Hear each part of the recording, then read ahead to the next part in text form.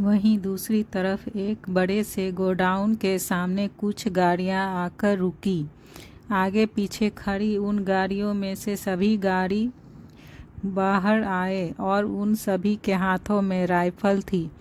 फिर उसमें से एक गार्ड ने बीच में खड़ी एक इम्पोर्टेंट कार का डोर ओपन किया और वह गार्ड डोर ओपन करके वहीं साइड में खड़ा हो गया। फिर उस गाड़ी में से राघव बाहर आया और गोडाउन में अंदर चला गया। वहां खड़े गार्ड में कुछ गार्ड वही खड़े रहे और कुछ गार्ड राघव के साथ उसके पीछे पीछे गोडाउन में अंदर चले गए। जिस गोडाउन के अंदर राघव गया वह उसकी सीक्रेट प्लेस थी और वह गोडाउन बाहर से दिखने में अजीब स्थिति में था। ऐसा लग रहा था मानो वहाँ कोई आता जाता नहीं और लेकिन अंदर से दिखने में वह जगह काफ़ी बड़ी थी। वह चारों तरफ बॉक्सेस की लाइन लगी थी। फिर राघव ने अपने साथ आए गार्ड में से एक गार्ड को इशारा किया और उसका इशारा मिलते ही उस गार्ड ने वहाँ रखे सारे बॉक्स को हटा दिया। जैसे ही वहाँ रखे बॉक्स हटे तो बॉक्स के पीछे एक दीवार छिपी दिखी। वह दीवार किसी इलेक्ट्रॉनिक डोर जैसे नज़र आ रही थी। फिर राघव ने उस दीवार पर अपने हाथ का प्रिंट दिया और वह दीवार दो हिस्सों में खुल गई। फिर दीवार के खुलते ही वह अंदर चला गया। राघव फिर जब अंदर गया और उसने चारों तरफ देखा तो उसके बॉडीगार्ड हाथ में राइफल लिए खड़े थे। फिर अचानक राघव की नज़र दो गार्ड्स पर गई जो उसके डेस्क के सामने बेहोश पड़े थे। तभी राघव ने उन्हें देखा। अपनी गुस्से वाली आवाज़ में कहा, यह कब और कैसे हुआ? राघव की बात सुनकर एक गार्ड ने अपने हाथ जोड़कर उससे माफ़ी मांगी और सुहानी के घर पर जो कुछ भी हुआ वह सब उसे बता दिया। सारी बातें सुनकर राघव गुस्से में आ गया और उसने अपने ही गार्ड को शूट कर दिया और गुस्से में बोला, जब तुम लोग किसी काम के नहीं हो तो तुम्हें जिंदा रहकर क्या फ़ायदा? तभी वहाँ राघव का राइट हैंड विराज आया और उसने कहा, हमें मैडम के मामा मामी मिल गए। वह लोग शहर से भागने की कोशिश कर रहे थे पर उन्हें हमारे लोगों ने पकड़ लिया। वह लोग कुछ घंटे में यहाँ होंगे सर। यह सुनते ही राघव ने विराज को बीच में रोकते हुए कहा, यह नहीं, उन्हें यहाँ लाने की ज़रूरत नहीं है। तुम्हें मेरे फार्म हाउस लेकर जाओ। विराज ने राघव की बात सुनकर हाँ में अपना सिर हिला दिया। वहीं दूसरी तरफ ओबरॉय विला में सुहानी रेडी होकर नीचे आई कि तभी उसे एक आवाज़ आई। आवाज़ सुनकर सुहानी के पैर वहीं जम गए और वह पीछे पलटते हुए खुद से बोली, इसके आदमी कम थे क्या जो अब यह भी मुझे पर नज़र रखने लगा? यह कहते हुए सुहानी की नज़रें ऊपर खड़े कियान पर गई और जो एक्सप्रेशनलेस चेहरे के साथ उसे ही घूर रहा था।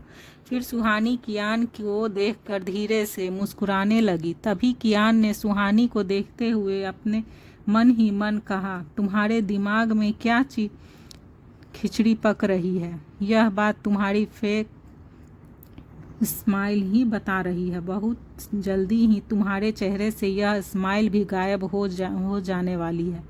तभी कियान ने सुहानी को देखते हुए कहा, राहुल तुम्हारे साथ जाएगा। कियान की बात सुनकर सुहानी सोच में पड़ गई और अपने सामने आ रहे राहुल को देखते हुए खुद से बोली, ओ नो, इस गार्ड से बचने का प्लान तो मैंने सोच लिया था, लेकिन यह राहुल, यह तो बाज की तरह है, इसकी नज़रों से मैं कैसे बचूंगी?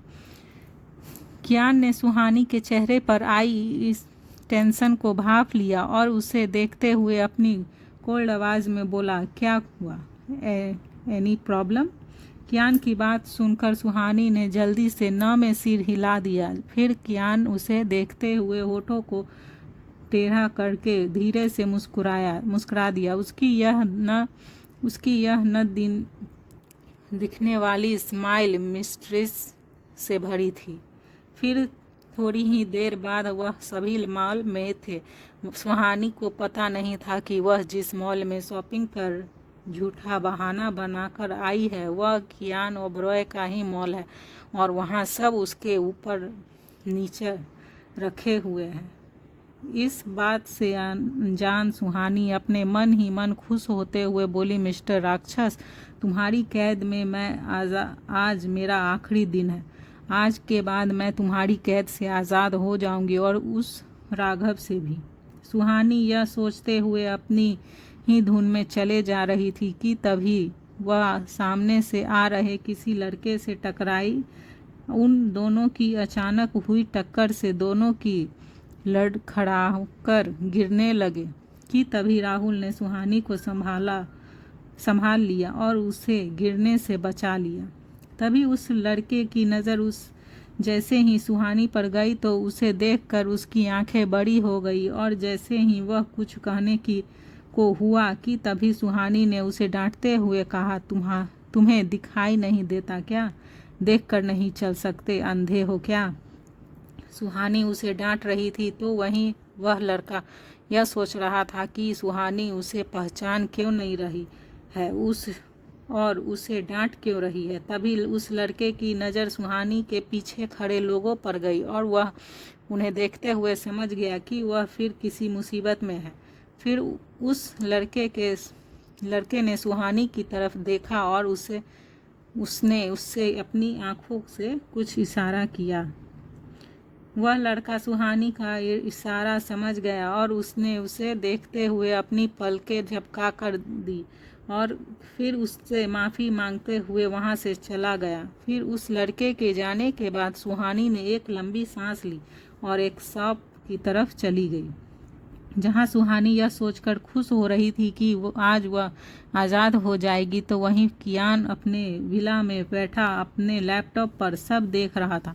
उस लड़के का सुहानी से टकराना और सुहानी का उसे इशारे से कुछ कहना, यह सब कियान ने देख लिया था।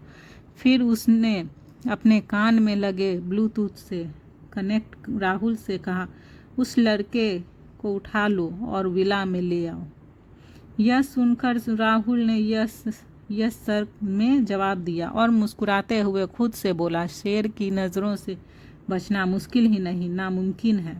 वहीं सुहानी शॉप में आई और राहुल से बहाना बनाते हुए बोली, एक्चुअली मुझे वॉशरूम जाना है, तो क्या जब तक मैं नहीं आ जाती तब तक तुम मेरे लिए कुछ ड्रेस सेलेक्ट करके रखो, मैं आकर उन सभी ड्रेस को ट्राई कर लूँगी।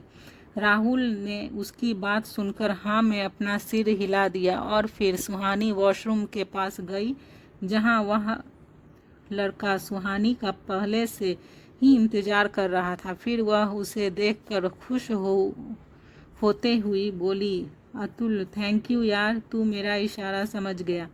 यह सुनते ही अतुल उसकी बात बीच में काटते हुए बोला, पहले ये बता कि यह सब लोग कौन थे? क्या पूरे शहर के लोग तेरे पीछे पड़े? माना यार कि तू बहुत खूबसूरत है, पर इसके आगे अतुल कुछ कहता उससे पहले ही सुहानी उसे चुप कराते हुए बोली, चुप हो जा यार, इतना टाइम नहीं है कि मैं तुझे कुछ बता पाऊँ। पहले यहाँ से निकलते हैं, फिर बताती हूँ सब। यह कहकर सुहानी अतुल का हाथ पकड़कर उस सबसे छुपते हुए मॉल से बाहर निकल आई। फिर वह मॉल से बाहर निकलकर खुद पर प्राउड फील करते हुए बोली, मुझे कैद में रखना मुश्किल ही नहीं नामुमकिन है।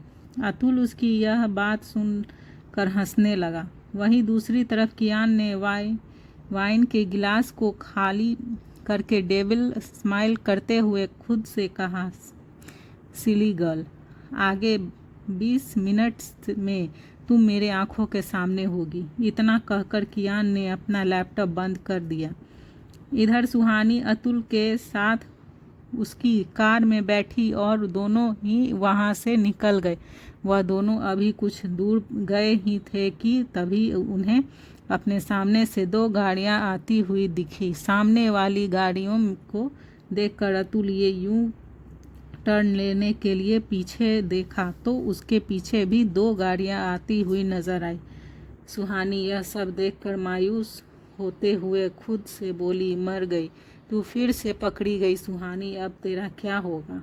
यह बोलते हुए उसकी आंखों के सामने कियान का चेहरा आ गया और वह उसकी एक झलक को देखकर ही डर से अंदर तक सहम गई। फिर वह दोनों डरते हुए एक दूसरे की तरफ देखने लगे। थोड़ी ही देर में वह सभी गाड़ियां उसके नज़दीक आकर रुक गई। फिर राहुल कार से बाहर निकला और अतुल की कार के सामने जाकर अपना एक पैर कार की बोनट पर रखते हुए उसने अपने पॉकेट से गन निकाल ली। राहुल के हाथ में गन देखकर सुहानी डर गई। वो वहीं अतुल भी अपनी कार की डैशबोर्ड से गन निकाल कर बाहर आया और राहुल के सामने जाकर खड़ा हो गया। फिर अतुल थोड़ा एटीट्यूड दिखाते हुए अपनी गन राहुल की तरफ पॉइंट करते हुए जानता भी है, तू कौन है। होम मिनिस्टर का बेटा हूँ मैं, अतुल वाजपेयी। राहुल ने अतुल की बात सुनकर अपनी गन को उसके फोरहेड पर रखते हुए कहा, मैं जिनका आदमी हूँ उसके आगे तेरा बाप भी अपना सर झुकाता है। राहुल के मुंह से अपने पापा के बारे में यह सब सुनकर अतुल को गुस्सा आ गया और वह राहुल को मारने ही वाला था कि तभी राहुल ने उसके हाथ को मोड़कर उससे गन छीनते हुए कहा, अभी तू इस खिलौने से खेलने के लिए छोटा बच्चा है, पहले बड़ा हो जा फिर खेलना। सुहानी कार में बैठी यह सब देखकर डर से कांप रहने लगी थी। फिर वह इस नज़ारे को देखकर मन ही मन खुद से बोली, अतुल के पापा तो मिनिस्टर हैं, फिर भी इसके साथ यह सब किया उन्होंने। अब तेरा क्या होगा सुहानी। अपने बारे में सोचकर ही सुहानी के पसीने छूट गए। फिर राहुल ने अतुल और सुहानी को अपनी कार में बिठाया और चला गया।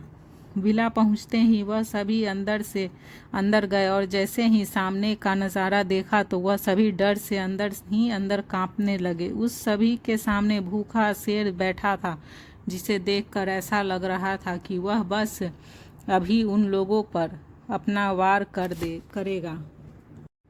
सुहानी कियान को अपने सामने बैठा देखकर पसीने से पूरी भीग गई, तो वहीं अतुल की भी हालत खराब हो गई। वह उसे देखते ही पहचान गया था कि यह कियान ओबरॉय है, जिससे ज़्यादातर लोग द डेविल के नाम से जानते हैं। कियान और उसकी पावर के बारे में अतुल के पिता ने उसे पहले ही बताया था और उससे उसके लोगों से दूर रहने के लिए भी कहा था।